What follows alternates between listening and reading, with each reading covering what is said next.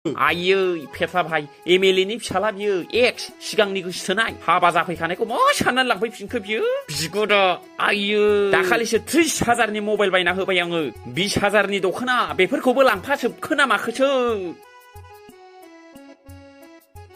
आयै लांजोबखाबाय बियो सनाफोरखौबो दख'नाफोरखौबो आयै सेस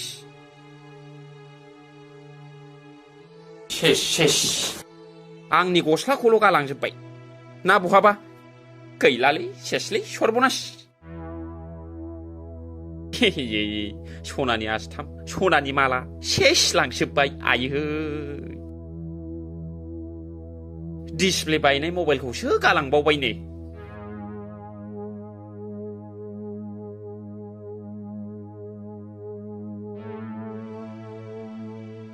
आयै फेत्ला भाइ लांजोब्बाय सनाबो लांबाय मबाइल 30,000नि दख'ना दाखालिसो 20,000नि बायना होनायखौ लांजोब्बाय मा खालामबावनांगौ ओइ इउटुब फेसबुकआव भाइरेल खालामनांगौ खेबसाय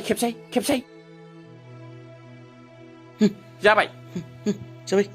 रायजो राजा नोंथांमोन आंनि अनसुलि बिसि सिनु ब्रह्मआ दहाय फुङाव गुबुन हौवाजों खारबाय गसाइगाव महकुमानि सिङाव थानाय गामलपुरा जायगानि दा नोंथांमोना बे सिनु ब्रह्मखौ जेरावखि जाया लोगो मोना मानो हमनानै दोन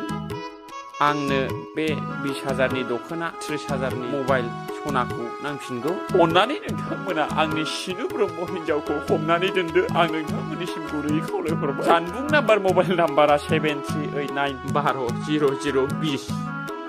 बयखौबो खुलुमबाय गोजोन्थों।